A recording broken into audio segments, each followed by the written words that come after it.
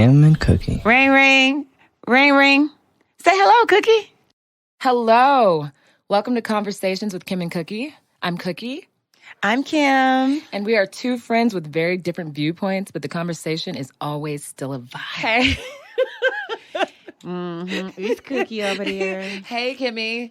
Hello. Hey, Cookie. Good to see you. No, Nice to see you. Nobody be knowing that we beat and just had dinner together. Yeah, we did. I just saw her. This is how we prep. It's like, hey, girl. Now I got to act all surprised. I know. But I am surprised because you know what? You're not the person you were 30 minutes ago. This is very true. I'll be bald.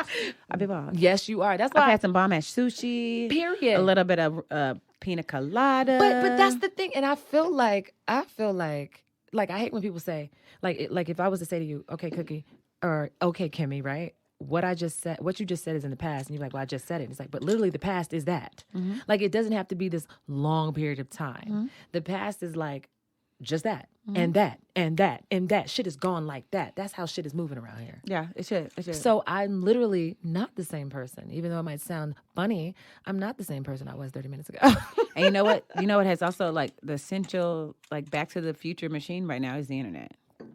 Come on. The internet is our, like, Back to the Future, but also, like, that time machine, that DeLorean, that speed. That's tracking shit. The internet has now sped up what is past and also what is present. God. Present, not precedent. Oh, my God. But that is so true. Now I'm talking like our president.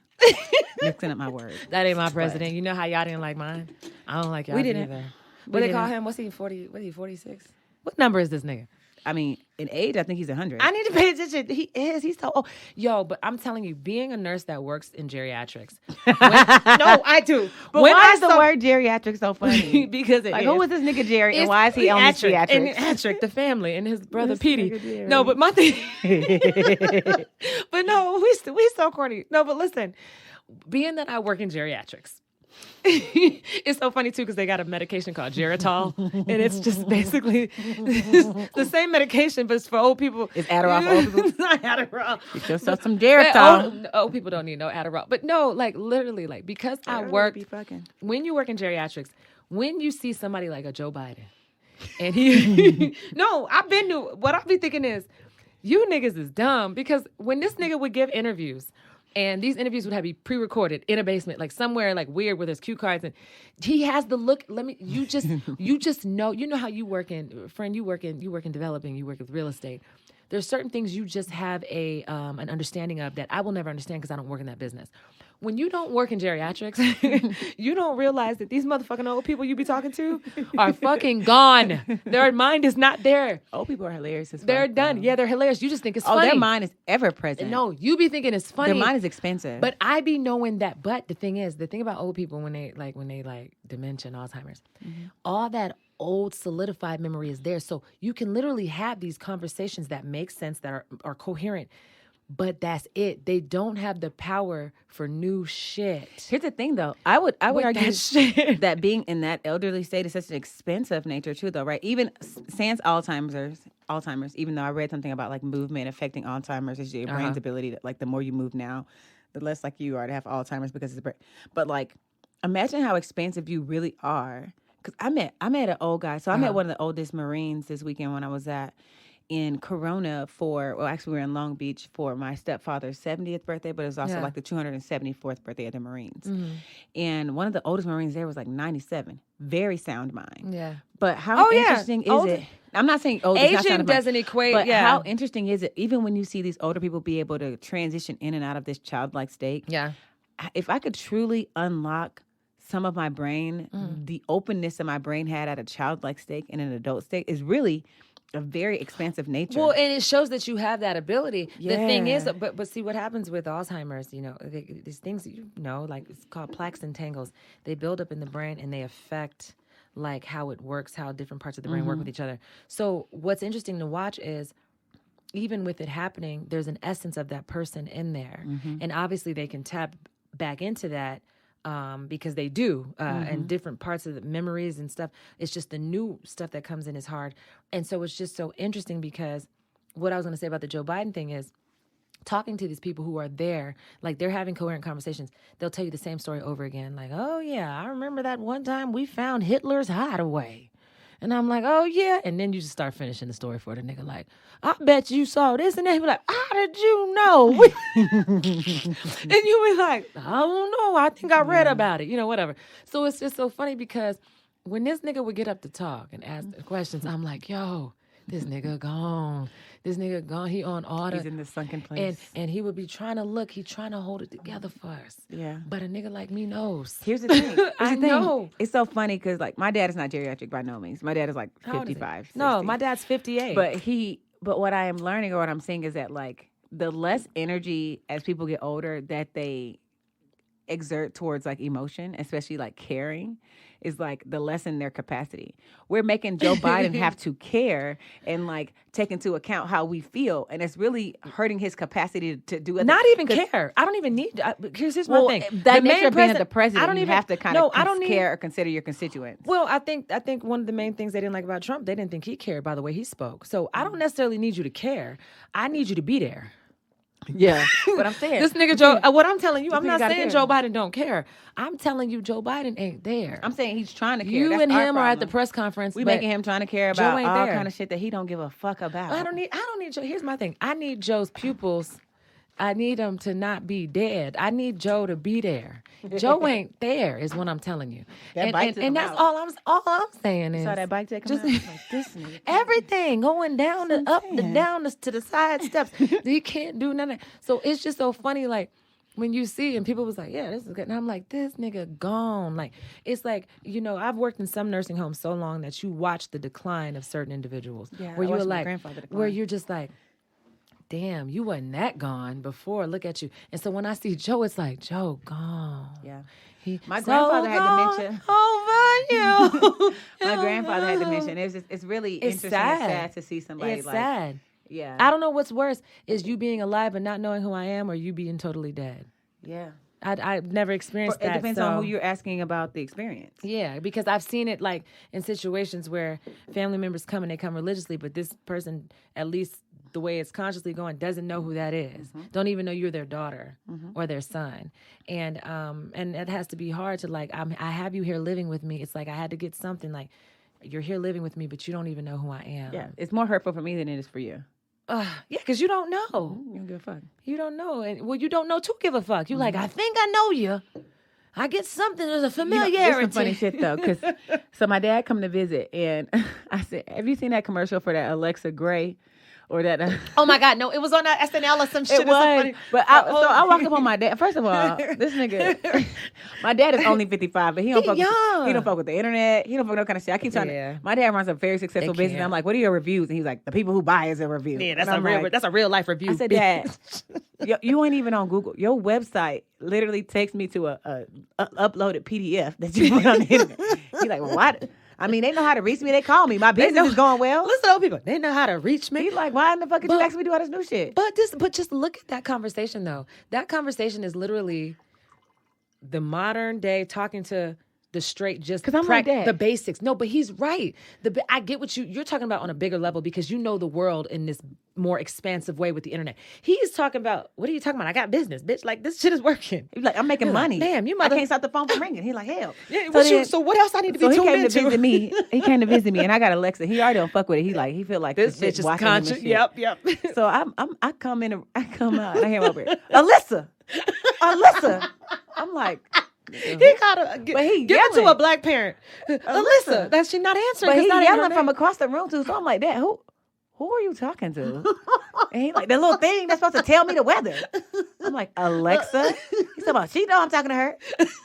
So do later, she know, Daddy? So do she know? I hear this nigga over there. Do Alexa, she know? Do you love me? What is the world? I'm just like, stop, Dad. No, because I'm not gonna lie. I don't give a fuck what you say. Everybody who has an Alexa at some point gonna ask them dumbass questions because you're like, do this bitch really know something I don't know? Is this? Are you just programmed, or can you put me up on some game that even these niggas can't tell me? So now now my Alexa doesn't answer my voice. You hear me screaming at her every day like, Alexa. No. But she answered to Alyssa now. I'm just like, that bitch Alexa don't listen to nobody. I swear to God. Like, that bitch a hater. Hell, She's a fucking hater. Every time I'm like at a nigga, like, oh. But I'm just kind of, I think Chris it's so had Alexa beautiful to everywhere. And Chris had Alexa everywhere. And that bitch, I swear to God, she would never listen to me. But this nigga, she feels that way. And I told him, I said, you know what? Too many bitches been over here. And she's like, I don't know this voice, but you know, I know yours. So give me something consistent. Because who the fuck is that bitch? So I'm like, you know what? Low key, you don't know that I know. She low key disrespected me. She got no fucking respect. The bitch ain't got no motherfucking respect. And I said, and I blame your motherfucking ass. Yeah. Have some fucking respect. That getting old shit is kind of beautiful though, because it's just like the older I see my dad getting, the more I just see him not giving a fuck. It's so hilarious. No, that part is beautiful. But the other part that they can't, let me tell you something. No, it's a fucking toss up. Because when you work in a nursing home and you see and these niggas tell you, hey, they be like, Cookie, don't get old. And I'll be like, God damn, why is, because they know I ain't got no choice. So what you talking about, right? It's like, you know, I used to be able to do this and now I sleep, everything hurts. And I'm just like, God damn. And so it's like, yes, while they're wise and they don't give as much a fuck, if at all, right? Because I didn't live so long. Fuck your feelings. Fuck all of y'all. True. So I love that. I don't give a fuckness. But why do I get that and then I don't have my youthfulness no more? I wish I could get that in a youthful body. I think you can. How, friend? We just got to accept it. You just got to take it. Clearly, Britney Spears is there. So, you think she there? You think she don't give a fuck? Did you see that last post of it?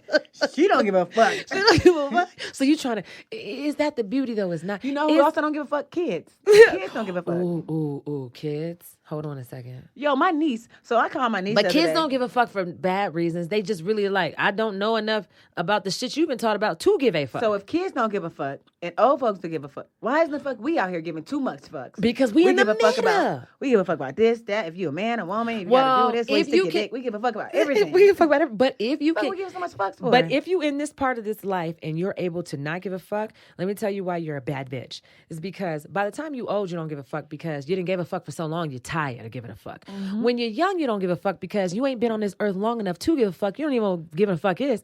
And so you don't give it just by default, not because you chose to not give a fuck. Because once you come into the knowledge, right, you're no longer a little kid. Now you give a fuck because you didn't got conditioned like this is the space we're in. We're in that middle part of life where we still give a fuck a little bit. But the two most expansive parts of life don't give a fuck.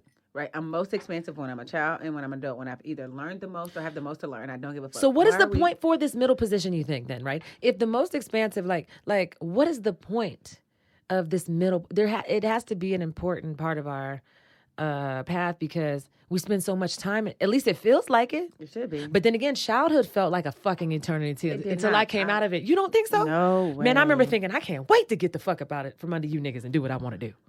This shit seemed forever. But when I was getting like ass whoopings, that seemed 2 years. Girl, okay, now I've been alive just as long. I'm 38 years old. Mm-hmm. I was 18 when I moved out. So I've now been alive even longer than I was living under them. So it seems distant. But during that time, that shit was long. You know, it's funny though. My mom always tells this story about, she said I was like 4 or 5. Okay. And she tried to contain me.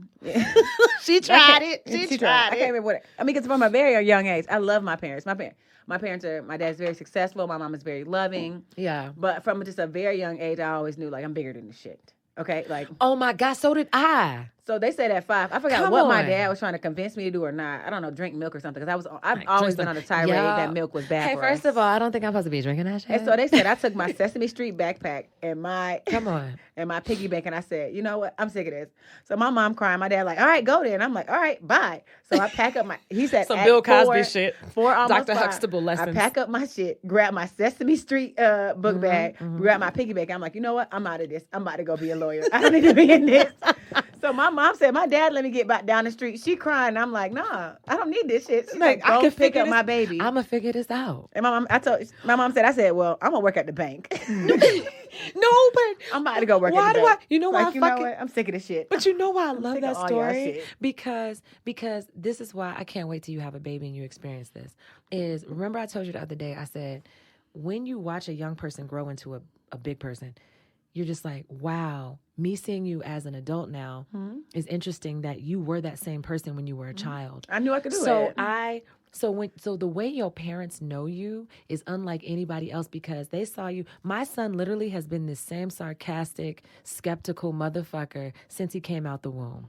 And now, but he didn't have a voice to say things. So, but when I think about, I knew you before you could talk, you were exhibiting these behaviors. You've always been this person. And that's such an interesting thing to witness. And so when your parents look at you and they just be like, I know my motherfucking daughter. Like, I knew she was going to be straight. So then your ass walked out like, I'm going to go work at the bank. They said I got my piggy bank. And she said I grabbed my piggy bank. I was like, nah, you know what? I'm sick. I'm going There to was work at no the bank. question about how this was going to work. Okay. I think I get this figured out. My baby was going to be. You know what I'm saying? My mom said I didn't go. My dad had to come get me. I didn't turn around. Like, you know what? I'm out. I was not afraid of the world, and I knew I was going to be okay. And it was just so funny because it was always that way. It was just like, you know, that's how it is. Bye, niggas. And they know, like, what y'all mean? I get a job at the bank. Y'all said I got to eat this for dinner. I don't. I'll be doing way better than this. I know there's other options. I'm done with this shit. But why do I love that you said, I always knew there was something bigger than this? Like, I love how you prefaced it too. You said, I love my parents. I do. But I knew there was something bigger than it. I was going to be expensive. But it's the blessing in them is that, I love it. Both my parents were in the military. We always traveled. Mine too. And so I saw a lot of the world. Me too. So I knew I wasn't afraid of it. And I knew it was always something bigger. I had to do it. And you know what's so funny? Same thing with both my parents were in the military. We always moved. So I always had this personality of being able to fit in as I needed to because I was always the new girl, right? And nobody wants to be sitting in the library by themselves because they don't know anyone. You got to make friends quick because I'm trying to go in that cafeteria, right? And it's like I'm brand fucking new, right? And so it's funny because you learn certain things, you learn how to adapt, and it just helps you become, like you said, it's expansive. It's expansive. And so those things I hated moving around all the time, they helped me to be more flexible. My grandmother called me a chameleon, and I think she meant that in a negative way, but I take it in a positive way because I think every situation you should be able to. How would you survive? You can't adapt to something you can't see or understand either. Like chameleons have to be in other environments and see them and understand the environment. I had to understand the environment that much to be able to fit into it. That says something. But that's why this new environment look hella different because at this point you can be a 6'4". Fucking no. Okay, no. Oh my God. So that's what we got talking about. Okay. Well, she's beauty and she's grace. She's Miss United States. At least they had the nerve to dress up. Is that Julia Roberts? So this is what she. Oh my God. Dress this bitch up. They tried. Oh, so y'all know, like, okay. So what is this? Okay, what is the name of the time? So there was a beauty pageant, and it's ran by. It's a part of the Miss America whole circuit thing, and this motherfucker. So the person that ended up winning was a transgender woman. A girl worth fighting for. she was a transgender woman, and but you know, like the thing is, she's like what is she, Vietnamese or Filipino? I don't know, actually. I'm not sure. So the guy is like a heavy set a Filipino or Vietnamese person, and he won. He beat out all the other girls, and it's just like, and I'm just being honest. When you look at the picture of all of them standing by each other, you have all these petite white women in the pageant, and then the motherfucker with the crown who won is this big Asian nigga in a wig, and I'm just like, okay, women, how far are we gonna let this go? You know what I'm saying? Before we start being like, okay, so, cause let me tell you something.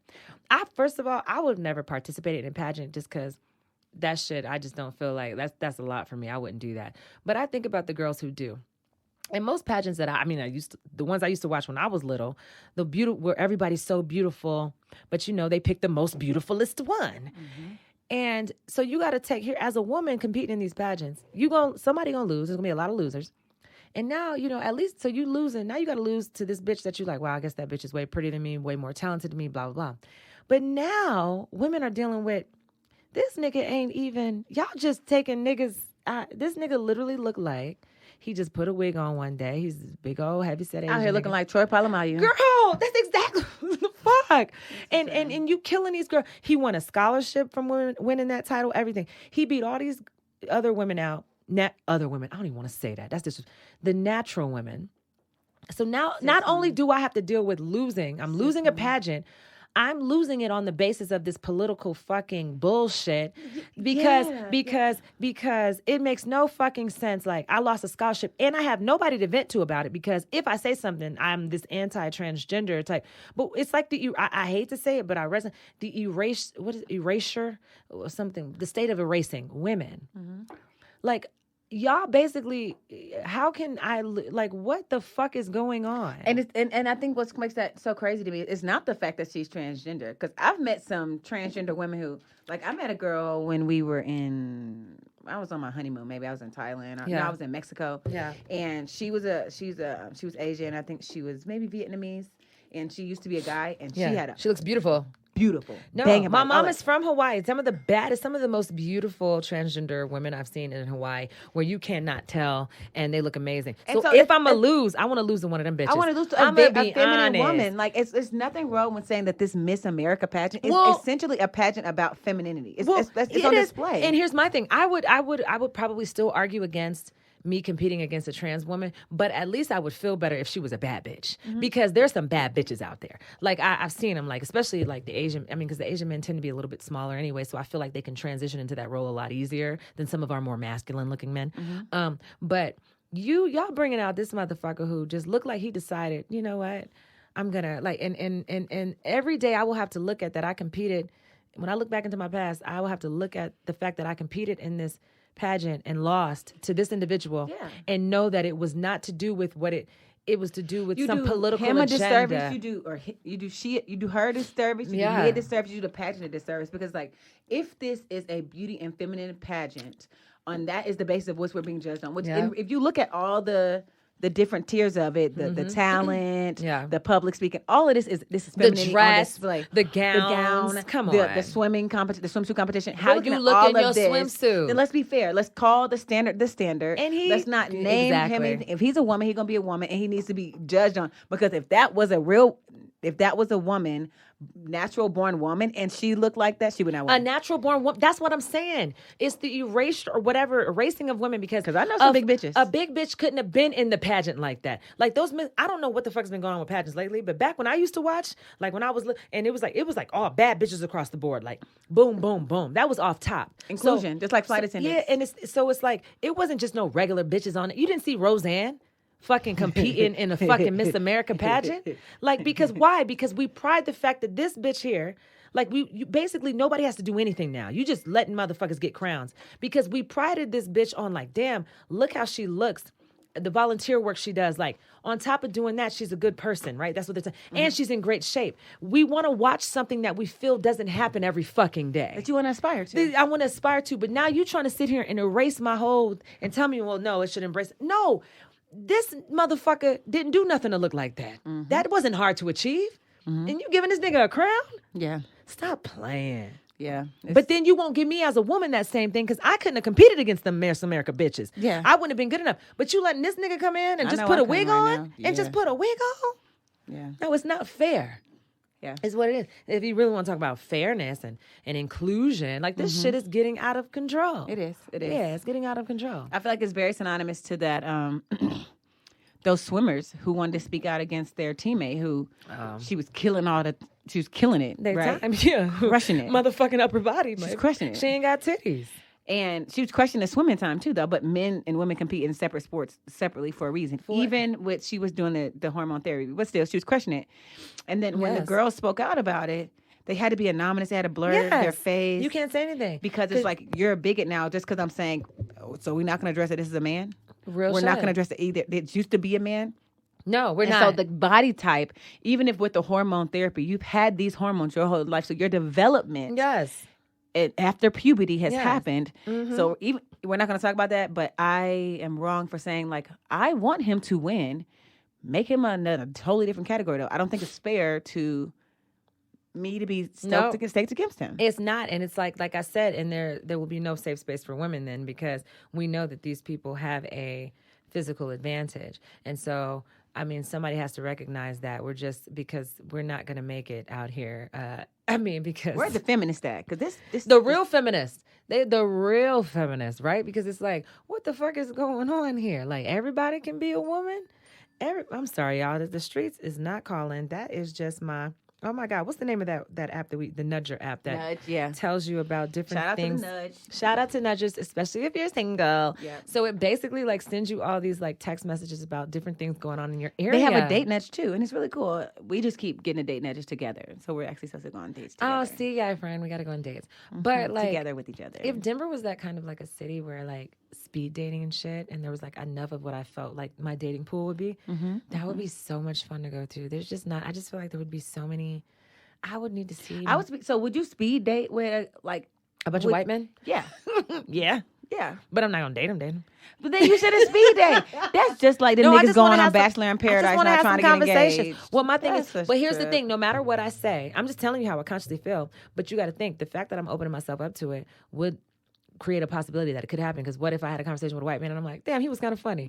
So just the fact that I'm open to doing it, even though I say I wouldn't date a white man, because I just don't see myself with a white man. I don't know. I just see myself with like a nigga with like nappy hair. There are white men with nappy hair. I don't want the white naps. Those are not naps. Those are spurs. Poor guys. Oh my God. Sorry, guys. I have an alarm that tells me when I need to pray. Ooh. Yeah, because just so that, because y'all, in between, certain times can happen where you get so engrossed in your negative thoughts. And so like, you gotta like, and so because we're so inclined to do that, like I set these alarms down, it's like pray. And I'm like, oh, thank you, God. And so then I go, like, even when I'm at work, I go, encourage yourself. You told me that, Kimmy. And I've been doing it ever since. And so like, I go into like a closet or somewhere or by myself and I'll just say it to myself. And then I'll feel energized again, like, okay, yeah, just in case you was getting bogged down by that bullshit out there, always remember.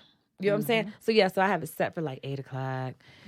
But did you, I think we talked about it. Did you see that meme I sent you that was like, I can't date outside my race because I don't want to have to explain why I wash my panties in Which I can't even lie. I was really confused about that. But I haven't done that in a long time, but I have remembered doing stuff like that. But I maybe don't like on my cycle. But I just don't know why. I got what she was saying, but then I was thinking, is she African or something? Do they do that all the time? Because the times I did it was really different times. So I just don't know. It's not something that I just do. It wasn't just like my mama had me doing that. Like I think I would be, maybe we was out of soap or something one day. What is some shit you feel like you would have to explain though to someone of another race that I was dating? Do? Yeah. It's so crazy because I guess this whole time, because I was like, okay, I guess if I was dating somebody of another race, and they wanted to be, they'll be like, why do you, I don't have, that's sad. I don't think I have anything. I think my shit is normal. Maybe like, okay, maybe I'm overlooking shit that's normal. Like putting a scarf on at night all the time. That is one. Okay, that's us. Okay. Yeah, I'd have to explain, like, why do you wear that scarf at night? Or why do you wrap your hair, brush your hair around with that paddle brush into a wrap? Because I'm trying to keep it, you know what I'm saying? Yeah. I would probably have to explain that to a man who was not my, part of my race. So I'd have to explain that. I would have to explain, dang, I don't know. I need to think about maybe greasing my scalp and all that shit, or what's so interesting is I find that things that I think I would have had to explain, I don't. People just assume, like, they just get with it, huh? Because like when I first started talking to the guy I was dating, I was like, do you wash your meat? He was like, I mean, my dick? And I was like, no. Do you wash your actual meat? And he was just like, yeah, you don't? And I was like, yeah, no, I just wanted to make sure you did. And he was like, yeah, I do. And so it was so interesting because the things that I thought I was going to have to explain, I don't. But the things that I do have to explain are more like societal, like, yeah, the other shit. Like, our dog can't sleep in my mom's bed. Because we're more... Well, that's a big one, though. Yeah. Like, I'm like, hey, because white people are basically... It's almost like you... Think about this. If I regard my dog like my child, and you're telling me all these things, I'm almost looking at you like, wow, you're a cold, heartless bitch. It's like, Jesus, my fucking dog can't sit in that. What a cold, heartless bitch you are. Like your dog that walks on the ground. Because if I kiss my dog in the mouth, right? Because that's a lot of assumptions that a lot of black people have those assumptions about white people. If I kiss my dog in the mouth and then here you come being like, yeah, your dog can't do, and you're just like, wow, this bitch is evil. Because if he is regarded so highly that I kiss him like that and I love him and he has health insurance and I take him to the dentist and this is like, I'm going to think that you're cold and you're going to think that I'm fucking nuts. But it used to trip me out, the inequitableness of it. That's probably not word. Inequitability, whatever. Because he was inequity. Because it was like, okay, so it was we laughed earlier about that B. Simone joke about how she was saying she may or may not shower every day. And I cannot confirm or deny. Crazy. Right. But like she playing it out though. He would like shower 2-3 times a day, 4 times a day, which to me felt excessive. But then in the same breath, walk our dog outside and then put this nigga on the bed. And it's like... Exactly. Now, wait a minute. Yeah, no, that makes no sense. He pees on himself and he's rolling around in dirt. Yeah. And you judging me because I went to work after showering this morning and came back and laid in the bed. Yeah. But you let this dog here. And he just peed on himself. Mm-hmm. He pee outside. And he licks his nuts, all that. Yeah, I like baby wipe. So when I take Kanye to Westie, I baby wipe him down when I come back in. He sit there when he first come in. I give him a treat and I baby wipe this fool down. Like, I don't know what you been out there in that grass. I don't know what they got out there. We do know what's out there because I took you there to do your business. So we know that at least you doing this here. And other folks and everybody bringing their dogs here to do that too. So that's the funny. But that's what I find so funny is like things that we deem, and it's probably from conditioning and upbringing or something, things that we deem to be so, because there's certain ways that people clean things that I'd be like, they didn't clean that. Because I grew up like, my mama, like, you didn't clean the tub if you didn't get in the tub to clean it. Like, we had to do that type shit. You know what I'm saying? Like, so it's like, so there's a different standard. And sometimes you see other people's standard and you be like, oh, okay, you was okay with that? Because we fucking like, and I swear to God, your parents will instill certain things in you and you be swearing up and down. When I move out of the house, I ain't doing none of this shit. Now, I be in the fucking house on the weekends doing the shit that you done put into me that I said I wasn't gonna never. Exactly. Now I'm enslaving myself doing it because I don't believe this shit is clean now until I do it the way you taught me. Because I don't know nothing else. You know what I'm saying? Yeah. So yeah, now we got this. And that's how we grew up too. A dog could never be in the fucking house, on the bed. On the bed. Dogs chained to the backyard was a common occurrence in our neighborhood. That's what you were supposed to do. What else would you do with them? You got a dog? They're animals. You know what I'm saying? When I went to white people's house, and first of all, there's a lot of different things that I only saw at white people's house. For example, I remember going to a white friend's house, and I think we was having macaroni and cheese for dinner, and I was like, well, what else? Like macaroni and cheese, I learned could be just a meal. I'm like, that's a side dish. Yeah. And then, later on you learn, you're like, that's why we so goddamn fat. Because I thought a main dish was just a side dish. I'm thinking, where the fuck the chicken at? Where's everything else? This nigga was like, what you having for dinner? It's like mac and cheese. I'm like, and what else? And so now he thinking I'm greedy as fuck. And I'm just thinking like, you niggas don't eat nothing your pasta need a salad and some cornbread. Bro, you don't eat. And there ain't no chicken? Like, what the fuck? Like, y'all not even eating over here. I ain't never coming back over here. Y'all be starving. And your mama gonna have some fucking dessert that's like Jello with some pineapples in it or some shit. Ambrosia. Bitch. My grandma used to make that shit too though. It was so I was so thrown off. Girl, I only learned about Jello with white people. My grandma used to make it and it was like Jello and she would put all this other random shit in it. But what was so sad your grandma was light skinned, she had white in her. And that's what my granddad's family used to tell her. It was such a slaughter. It used to hurt her feelings because they'd be like, "It's okay, but bring it to the party. Like, what is this? Why does this have mints, Jello, mints, almonds, motherfucking them green marshmallows and shit?" Let me tell you something. Throw me the fuck up, Granny. I'm not eating this. And that's what's funny about life is my mother is Samoan, but we grew up very much close to like the black. Like I really did think I was only black for the longest time. Because my mother like grafted in so much into the black community. She didn't talk to any of her family when she left because they kind of felt some way about her being with a nigga. You know what I'm saying? So shout out to my mommy. It's all right, mommy. I know you like niggas. It's all good. Love you. Because my mama do listen to our podcast. Hey, so it's so funny because so like we actually would forget like we really thought we were black. And like we knew my mama was something different, but it was so close to us that we was like, whatever. Until people was like, yo, mom, what you Mexican? I'm like, bitch, I ain't half Mexican. Shout out to Mexicans, ain't nothing wrong with that. But I'm just like, they don't even know who my mama is. Like, they didn't know what the fuck Samoan was. I would have to say Hawaiian because they'd be like, Samoan. It's like Somalian. I'm like, no, nigga, Samoan. So then the rockin' was big. Then I'd tell them niggas like, like the rock. Oh yeah, that's what your mama is.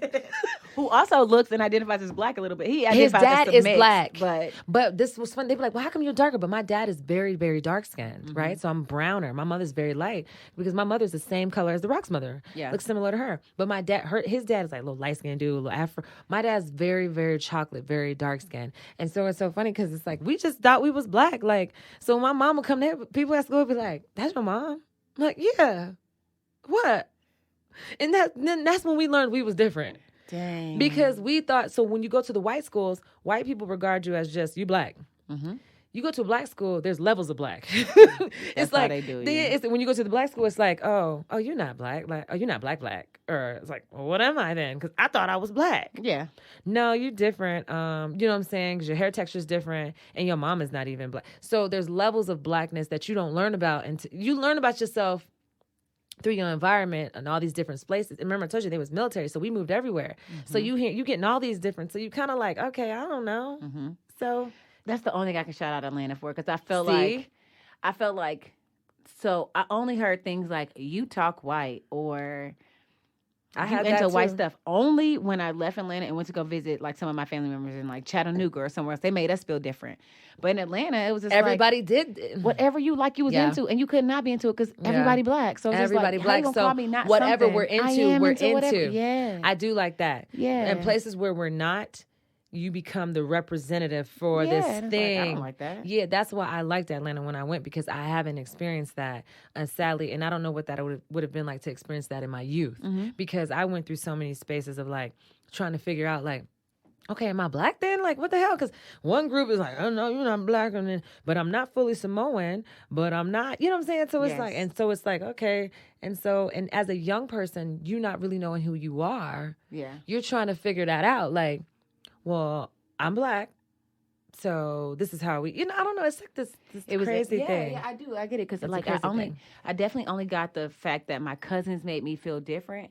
But what was interesting is they will always make me feel different, but always like protected. Like, well, we gotta make sure Brittany is okay. But this is us, though, right? Brittany has to be, and always like the leader. Like I remember in the Brand Ambrosia days when my grandma used to make some crazy shit, and I used to tell them like, y'all, she can't make all of us eat it.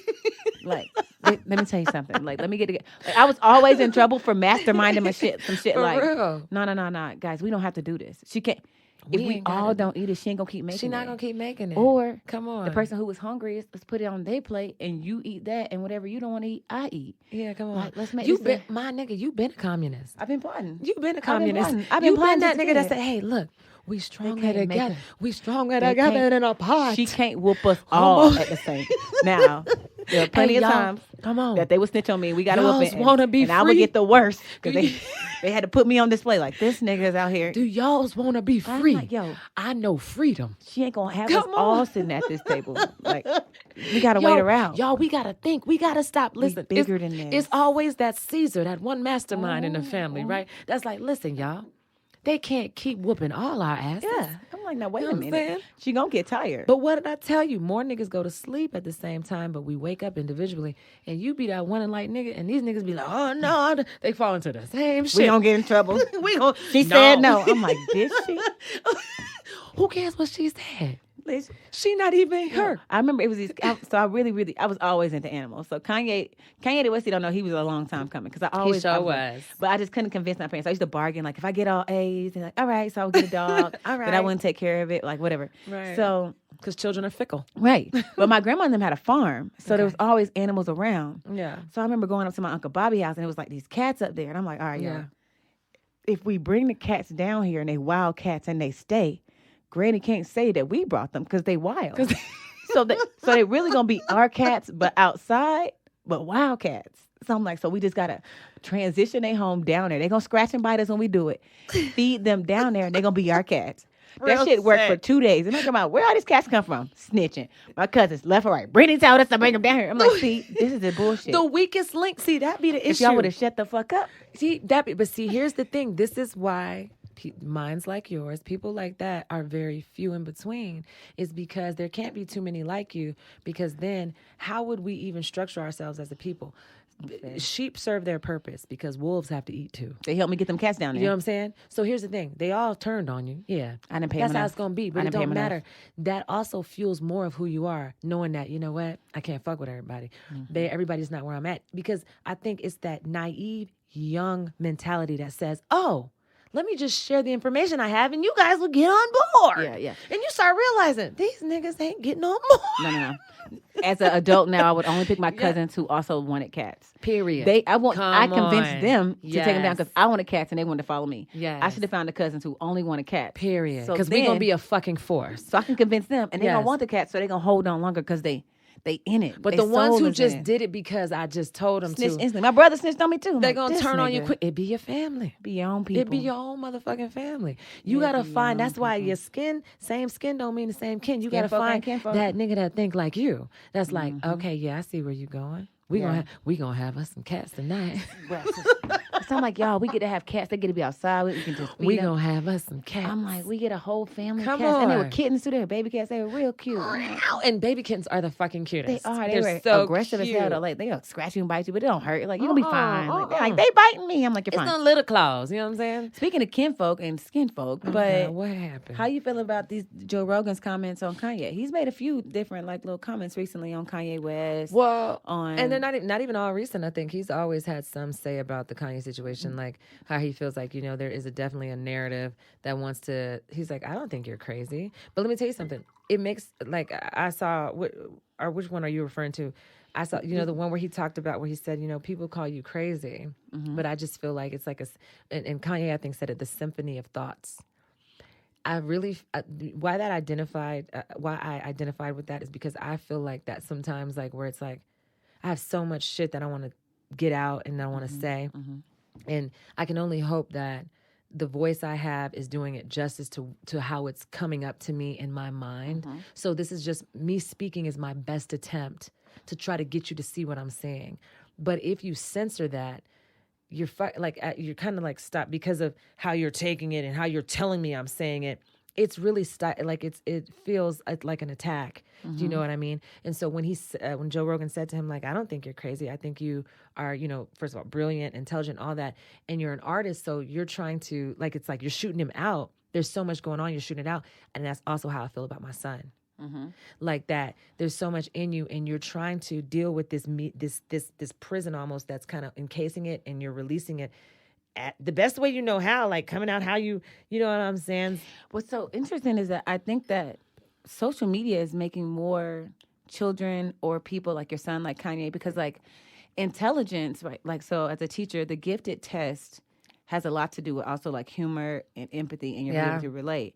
But when you only can speak to people through like mediums, through Instagram, through it's lost. TV, through that understanding of how to dumb something down to, that's the only problem with, that's why inclusion I think is important, is that if I'm really intelligent, right, and I only talk to really smart people and I can't break it down, there's a cap to like my influence. Absolutely. And so it's important. The most brilliant people, much like Jordan Peterson, have the ability to break things down in nuggets to where everybody can chew it. Period. And I think that we're stopping that as we keep putting people in these silos.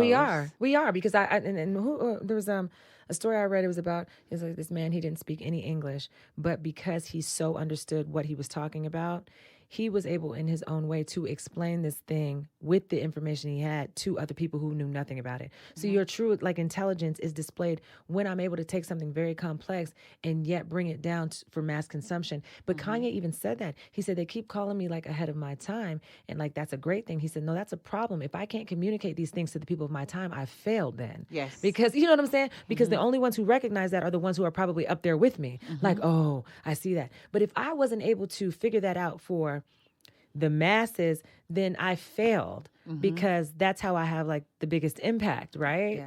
Yeah. So then but we still want people like him to take a chance and doing that. I still appreciate that, even if it's not received. I still want you to get out there and take a chance. Yes. On and putting yourself out there, because who knows? But it's a shame. It's a shame though, because to do that really is to be a martyr, right?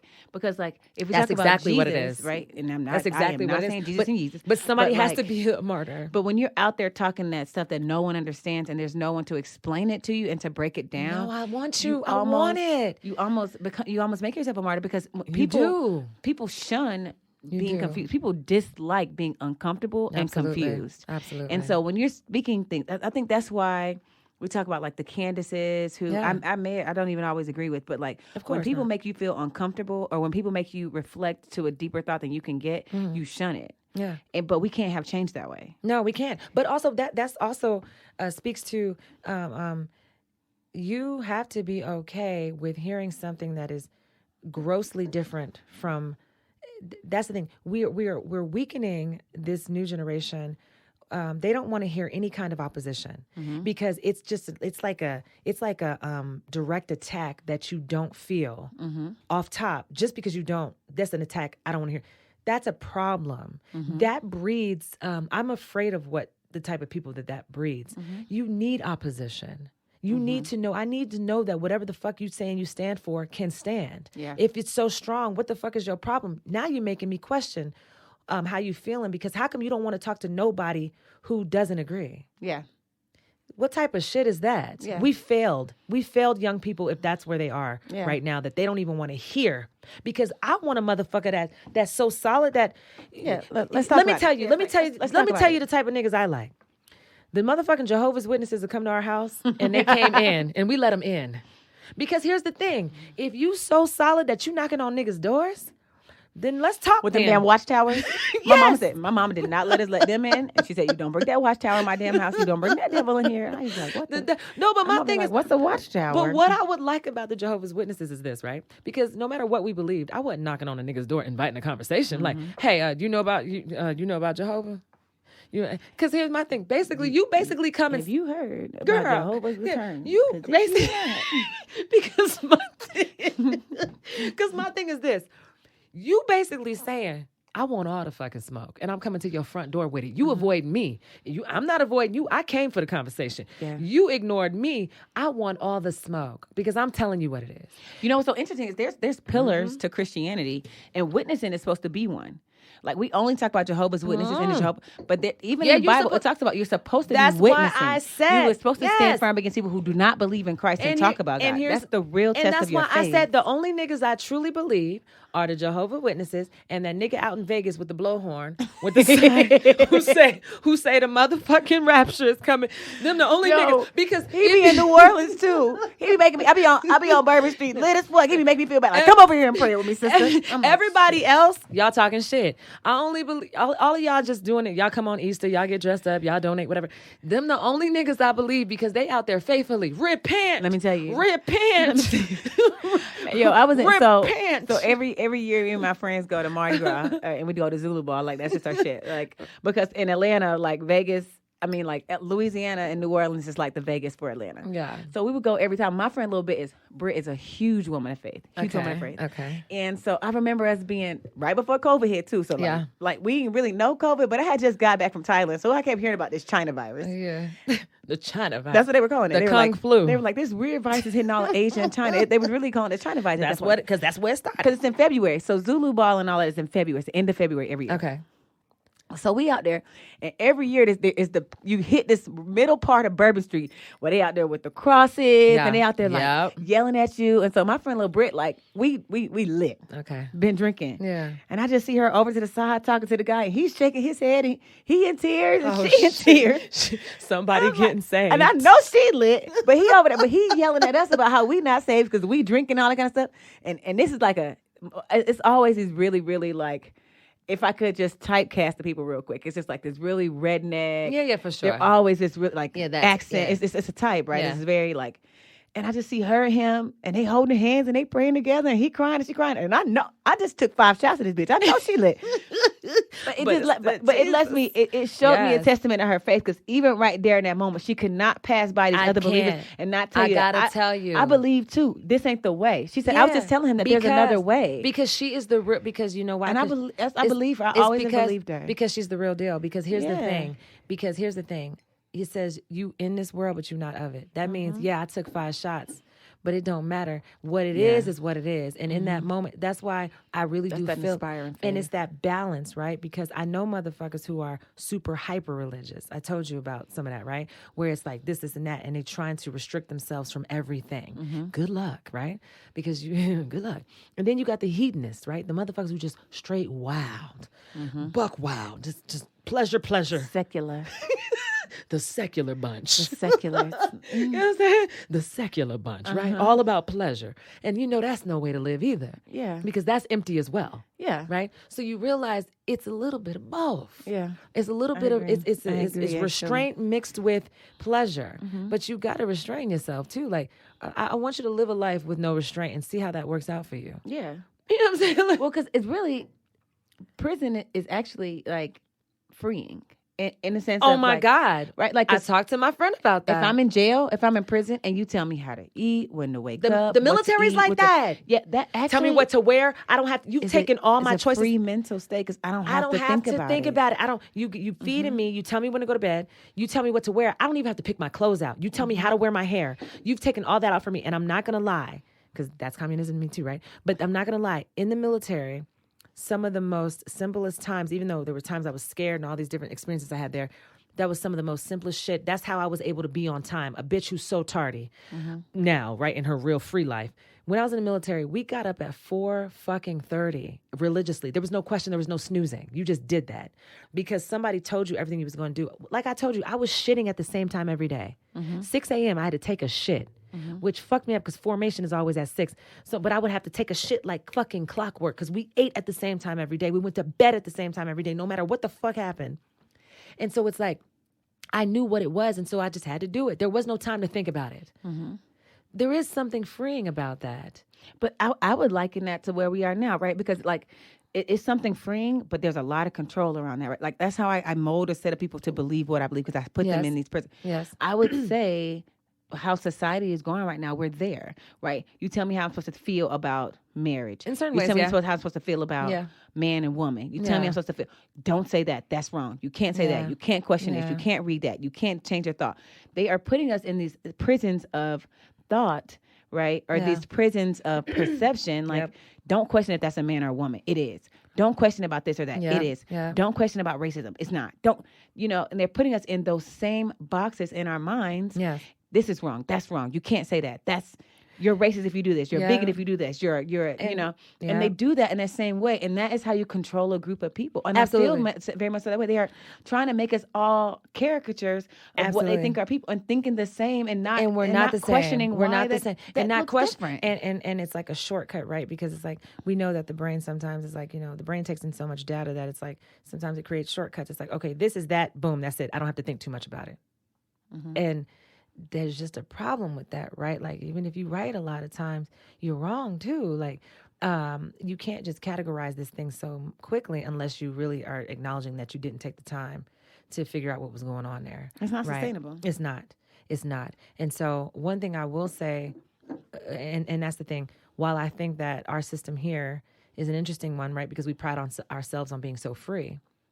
The thing is, we're free, but the methods to control evolve with the system. So it's like, yeah, you're free, but there are other things in play to get you to behave a certain way. So you're being controlled as well, even though you have this illusion of being able to do this and that, and I'm free and I'm an American, you know what I'm saying? Well, there are other tactics being used to get you to do certain things. Yeah. So you're being manipulated as well. It's just not as open as this nigga over here, Kim Jong-un. Yeah. Yeah. You know what I'm saying? Agreed. So, and you might be even more dangerous because you believe you're free.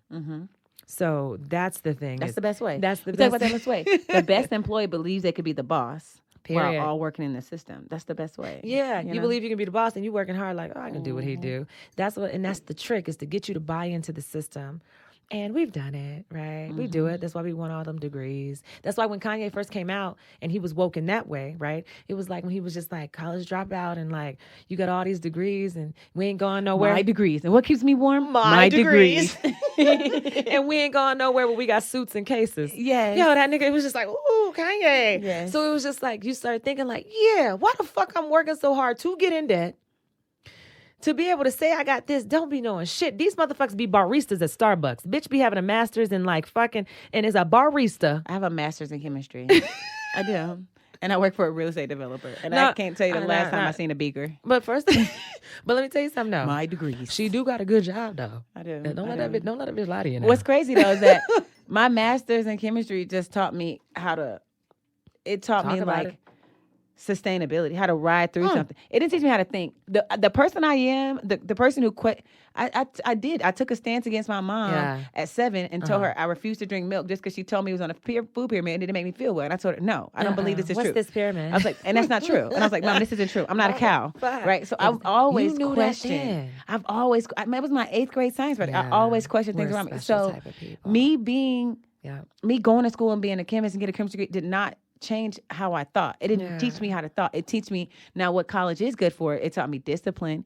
It taught me people skills. Sometimes the thing it taught me time management. And then we know, at least you know how to show up to a place every day. It taught me my boundaries. Some of them because there are some, and we know that, right? There are some professions that just basically signal to your employer that you showed up every day. And there are other professions where it's like for nursing, right? There's certain shit we have to learn as nurses. Like, so we got to go and do certain things. But certain degrees are just like, oh, nigga, we know that you showed up every day and you went to class. Because I know you don't, I know that you're going to get the real training on the job because you basically don't like, okay, whatever. Yeah, it's, right? It's a show of commitment for sure. Yeah, which is good too. Yeah, it's good too. It's very important. Because everybody can't do that. I wouldn't. It's very important. And it's just like, I liken it to like I had two friends and I had one friend who, both of them actually tried out for the Olympics in gymnastics when we were in high school. Nice. But one of them worked incredibly hard. She every day was learning all the things and the other one was just naturally talented. And both of them had pathways to success. Both of them tried out for the Olympics, got into great colleges off of gymnastics scholarships. Yeah. Were in the Junior Olympics both. But the pathway is different. Some people need this thing taught and structured, and some people got it gifted in them naturally. So I wouldn't say one is better than the other. And I would you just got to know yourself. You got to know yourself, and that's why I wish our systems like focused more on figuring out what type of person is this. Because my son, beautiful reader, but you know how he learned most of that? Video games. Because the context and all the shit that would pop up, he had to understand this. And so he's like he loves reading. He's a wonderful reader from fucking video games. Very high level thinker. You know, so it's like a funny thing because it's like you gotta, and I think they've done studies where they see where children were actually doing things and how they learned in the process of doing. I took care of I did private duty nursing for a special needs girl. She went to a private school. I don't know if I told that school had so much money, and the cafeteria was run like a high-end restaurant, and the students worked it, and they had like on aprons and stuff, and that's like pretty cool. Yeah, it was the craziest shit you've ever seen. Yeah. Like that's the cafeteria. It was ran by the students, and they were like they learn about customer service and like presentation, and just like they take your order, and like the students are working it, and it was just like this is very cool. Like this is a different play on, you know what I'm saying? Like children being a part of community. And yeah, it's like, you know what I'm saying? And you understanding those skills. And I'm like, yes, incorporate it into everyday life. The type of shit that's going to be useful. Like, you know what I'm saying? So yeah, no, absolutely. Oh my God, no. But you know what keeps me safe at night? My degrees. For real. No, but you got to tell me about Earth. We just fucking going long. Tell me about Earth. So let me tell you about Earth. Earth is ghetto. I want to leave. Can you beam me up? I'm out on the street. Okay, let me tell you. So Earth is ghetto for a couple of reasons. But this happened to me today, and it just really let me know that Earth is ghetto and also a trash bucket. So at work today. Don't talk about my Earth. Earth is a trash bucket. I'm just kidding. But so there was a guy today, and so first of all, I work for a real estate developer. I kind of help operate, and I'm his operations manager. So it's pretty much kind of like this fusing between property management and construction, whatever. And so a lot of times if I'm a chameleon, all right? I'm a utility player. So when we are lacking something like, oh, you need me to come in, stabilize this project, manage it because we don't have a property manager hired yet, I'm there. So we hired this property manager now, and she goes to this property for this inspection because in Colorado, they're doing Colorado inspections now. It's just another way for the bureaucracy to kind of manage who has properties and who don't and be able to take back properties, is my opinion. Whatever. So so she comes back and she's like, do you know a guy in 405? And I'm like, yeah, that's blank blank. And she's like, oh my gosh, like he was talking really bad. I think about Lindsay. Like, do you know if Lindsay was she blonde haired girl? And I'm like, yeah, she was like short blonde haired girl. He's like, oh my gosh. And he wasn't talking about Lindsay. I think he was maybe talking about you. And I'm like, well, what did he say? And she's like, I don't want to say. And I'm like, well, what did he say? Shit. She's like, I'll be very candid. He said some racial things and some racial slurs, and I just didn't appreciate it, and I thought it was like very upsetting. And I'm going to give him a 10-day demand for compliance, which if you serve someone with a 10 days, pretty much like you have 10 days to change this, or I can kick you out. Yeah, right. She's like, I'm so upset by it. And I was like, well, I don't even know why he's upset. So I go look through like an old info at email that we have. So very generic email so it's not even my personal email. And I guess he thought he was talking to me, but he has sent this email and it's like, Kemi, let me be candid, queen. No. And puts queen in quotation marks and like use other words like, and I think that they call this shade, quote unquote.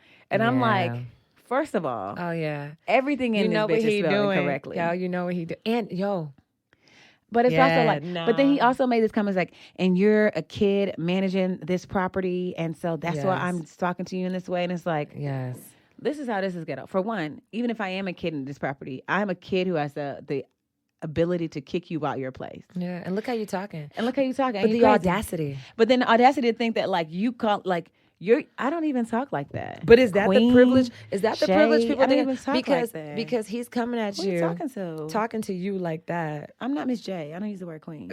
Queen. No, but he's telling you all the ideas he has of what a black woman is like. Queen, and I think the kids say shade.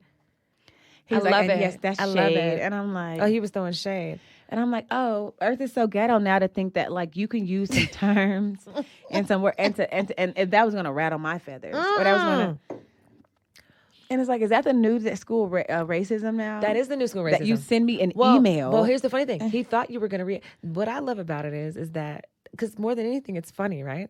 Yes. But he thought that he was going to be like, so, yeah, I'm going to say this, and this is going to get like, oh, because she's going to know what I mean, because this is my attempt at being racist. Yes.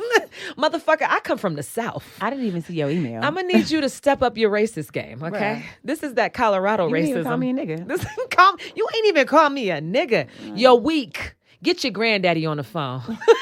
I bet your granddaddy know how to do it, bitch. Exactly. I'm You know what I'm like, saying? okay. Come on, like Queen, Shay. This nigga been watching I don't know. Is he watching Queen MTV Sugar? Cribs or something. I don't have no fucking idea. You It's don't watch the Medea movie. Queen, Shade. You don't watch you know one too what I'm many saying? Medea Or he been movies. hanging out with a real feminine gay white man who then like studied up on his. He hanging out with Cam from Modern Family. You know what I'm saying? So my thing, what be so funny is, I don't even give a fuck. I just think it's funny at you thinking that you all the ways that you think you can insult me, tell me more about you. Yeah. Than you think you know about me. It's kind of like, and sadly, it's kind of like the guy who just recently went into the Boulder shooting and he shot. I think it was in Boulder, but it's a recent shooting in Colorado. He shot up at Colorado LGBT. Springs, the gay club. Shot up a gay club, Yeah. and it's like you doing things like that make me know more about you Right. than it does about anybody in that Anything club. else. Yeah. Right. Something got you feeling some kind of way. Yeah. Something got you got some. So Yeah. your actions and you thinking that I'm going to Because react. now let me tell you or what I'm that gonna- makes tells me a lot think. about you. It makes me think that you're gay. Yeah. You must be trying to, and you hate seeing that side of yourself. Because my thing is this: while you thought you were being provocative using these quote unquote black terms, what it lets me know is you probably really are a racist. Because if that's the first thing you think of, because here's my thing, right? I notice because I don't care when people say things, probably because I'm just not sensitive to that thing because I've been in a lot of different environments. If a person distinguishes calling me a black bitch over a bitch, I'm always like, oh, you a racist. Why can't I just be a bitch like everybody else? Why you had to throw black in there? Because you see my blackness. Yeah. And you letting me know. I can't just be a bitch. You're black bitch. I'm like, oh, you a racist. Now, if you would have called me a bitch, I would have said something different. I wouldn't even called you a racist. Yeah. I would have been like, oh, this motherfucker mad, right? But you said black bitch. Hey, it's the little things you got to pay attention to with motherfuckers. Like, It tells me a lot about how I make you uncomfortable. More than and you notice my blackness. When I found out right? who this guy was, the last time he talked to me, he didn't call me queen. He was all nice and kikiing or whatever when I saw him. So, I didn't even know you had a problem. So you emailing and talking to me this way, you using I'm learning about you. It says more about you than it says more about I make you uncomfortable than it says about I'm being uncomfortable by you. And here's the cold part about it too is I hope that wasn't the best you had because you don't know what I done heard. You don't know what niggas done called me. Yeah. So I don't give a fuck what you saying. You can't even, how low do you want to go? That's the thing that I realize that sometimes people don't know about you. It's because a person is a range, right? We have a spectrum of different things we done been through, experiences we done had. Sometimes when you only know a person on one level, they will get this idea that that's who you are. That's the whole of you. And here's the thing. Sometimes they don't respect you until they get to see that other side. Right. Because you didn't know that, oh, when I was being nice to you, I did that with the capability of being this monster over here. So now you got to, now sometimes they only respect you after you done been a monster. Because me being nice gave you the wrong idea. You know what I'm saying? And you don't know I'm that bitch. Like, you don't know the experiences I had. You know what I'm saying? I didn't come from a good, loving family. Like, I learned how to play this game, and you might think so, but I am the worst bitch you have ever met. But I was like, oh, he called me a kid. I look younger than I think. I'm like, thank you. Oh, you thought I was feeling you? Nope. Come on. You thought I believed you when you was being nice? Like, here's the thing niggas don't know. Like, niggas done called me a lot worse. I done been through a whole lot worse. So I'm gonna need you to really do your research. If you making it your business to offend me, or you making it your business to make my life hard, I need you to first figure out how my life has been. And then so you can get a gauge. You know what I'm saying? All my life, I had to fight. I had to fight my brothers. My dad would be so appalled. He's like, we done gave you guys a good You life. had a good life. Shut your ass. You out here acting like Everybody want to come from the hood. That's no. some credibility, right? I love both I had my it parents. so They hard both in my life. And I love, and we had, and look, I had some rough time, but I love my parents too, because you know what? At the end of the day, I ain't had to fight. I ain't had to fight nothing. But you calling me queen don't offend me. Come on, queen. I'm thinking to myself, I'm Don't say that offended. word. If anything, I'll say on the email, I know you need to capitalize that Q, nigga, and take them quotes out, because I'm real life. So what the fuck is all that? Real life. You know what I'm saying? And what the fuck do you watch to where you learned about Queen and Shade? Who the fuck you be watching? RuPaul's Drag Race. These niggas. Who giving you your black people lessons? They need to take it back. Because I'm gonna need you to go back and get your motherfucking money back. Mm-hmm. You know what I'm saying? Okay, so but tell me about you in these streets. Oh God, the streets be calling my name. The streets be calling my name. The streets be calling my name. Come on, just calling. Well, hold on a second. First of all, I need to think about how they make. Oh my God, I can't. Oh, fuck. If I give because what I do like is our email is popping off. So we getting a lot of like street stories from the emails. But then by the time I read them, and then next thing you know, I'll be thinking about my own personal experience. I'm like, fuck, I gotta tell about these streets. But look, the email let me know that we all out here. We all out here. The street. We all out here. Mm-hmm. And my thing is, that's why you can never judge. And there's some shit going on in these streets. But it also helps you to gauge your level of street. Because some of this shit. It's interesting because I was talking to my therapist, and we were talking about me being out in the streets, and did you? we were talking about my transition into like leaving a relationship or not, and he's yeah. The real thing about, he talked about what a break should be. He was like, all right, so if you really at this age trying to decide if you want to be with somebody, you need to take a break. And he was like, cut it off. Right. Like y'all like make a set time. Like we only gonna talk once a week. Right. He said when things happen in your life, don't call them. Don't let them call you. Right. He said take it for about 3 months. He said now you guys can decide if you want to sleep with other people. Yeah. If you want to. He said I would not restrict myself and not say I can or cannot sleep with other people, but that I'm gonna be open to whatever I experience. Yeah.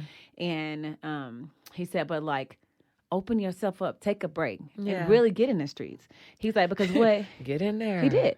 He's like, because what we do oftentimes is like we allow ourselves to play in the ghetto, right? For lack of a, but we don't allow ourselves to really be in the streets, to be open and finding something else. Oh, and he's like, and it's important. But you'll be playing over here.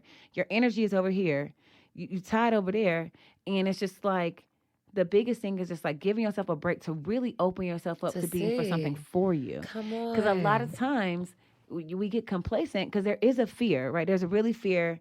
And a people-pleasing element of like not wanting to upset your partner's parents or not wanting to upset your partner. And so you stay in these relationships. Or just being like this idea of who I'm supposed to be. Yeah, like I'm supposed to be with somebody. I'm supposed to be. He said, and it's good to be out in the streets because when you're out here in the streets, you really start knowing what you want and identifying. Oh my God. It's such an important part. You can call it to a T. Yep. And so when I start thinking about like, I'm like, if I'm out here in these streets, right? If I could call to a T what my partner looks like, what would that be? And I would probe our listeners. I'm really interested in y'all really putting together, what do you think your partner looks like? And how do you figure that out? You figure that out from being in the streets. Because each relationship that I've had has made me more specific, have to get more specific about what I want. Because as this thing didn't work out, it's like taking the meat, throwing away the bone. It's like, you know what, I like this and this and that, but I didn't like this and this and that. So now I'm moving to the next space knowing like, okay, I know what's a deal breaker for me. I know that I had that and I like that. I got to have that. Like you learn about it through these experiences. Yes. He shouted out a patient he had, and he was like, she got so specific where it was like, I want to be with a mixed man who's been to college, who's currently in therapy, who has a master's degree, who is at least, a middle management or up. Wow. Like her. And he said it was because she was mixed. So she said she wanted to be specifically with a mixed guy because he was going to understand her experience. Yeah. She said a man that was in counseling because then he would be working on himself. She said a man who was in middle management because he would understand her work ethic. Ooh. Like it got so specific like that. So it started making me think, and I'm going to come back with it next week because I just went to counseling today. Oh, my God. But what is my list? What does my list really look like? As you just laid that what out, does it look like? It made me realize that you're basically picking yourself And when you your compliments. Or your compliments. It just hit me right now. You're picking yourself, so you've got to be really honest. First you're asking, do I want to be with somebody like me? And if that's yes, then I have to label out who I feel I am. He needs to be yourself, what compliments me, but also it's like I want his experiences to be similar to mine because I don't know how he's going to have interpreted those experiences. But all I'm saying is that I want somebody who's had those experiences too, and we can talk about that together.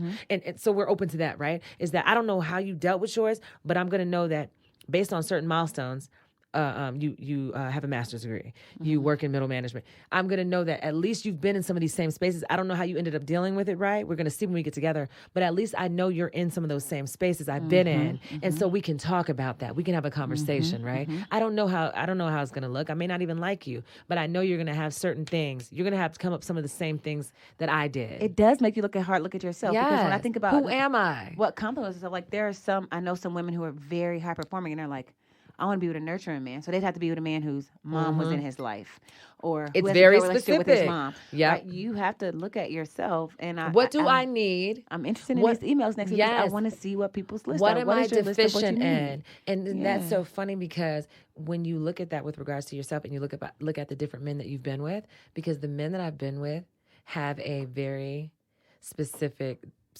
characteristics. It's like, they're always like really, really caring. It's almost like, I'm telling you, I picked them like father figures. That's what I just be in love with that so much. Yes. So you look at what you want and it's like, well, I want him to, yeah. But I'm like, that's going to go on. We got to. Yes. You got to send us an email. I would love to know. Like, what your type is. Well, shout out the email. KimandCookiePodcast@gmail.com. KimandCookiePodcast@gmail.com. Email us because that's when y'all street stories been coming in. And so that's another thing. I don't know if we told everybody. We're going to start sharing these motherfucking stories because they is wild. Yes. People been finding us on Instagram too. We Kim and Cookie Podcast. Yes, we are. Apple Music, Spotify. We're on Spotify. We're everywhere. And you guys follow. Send us. When you send us comments on there, we do get them. We are looking at them. And y'all you know what y'all do for me? Y'all help me to realize that I ain't out here by myself. Yes. So, I want to hear your stalker stories. Because I know I'm going to make a whole I'm going to do the chronicles like chicken noodle soup for the soul. I'm going to do that version for us. Girls who done been through it when it's just like, this nigga was crazy. The cookie jar. I might call it, this nigga was crazy. Yeah, right, cookies in the cookie. Something, y'all. So keep sending your stalker stories in because starting next week, I'm going to start telling some of these shits. I thought my shit was bad. No, but we got to get the fuck up out of here. Yes. No, I love you. I love you. And we don't always agree. I feel you. But it don't matter. It's all good. But it's all good. Break.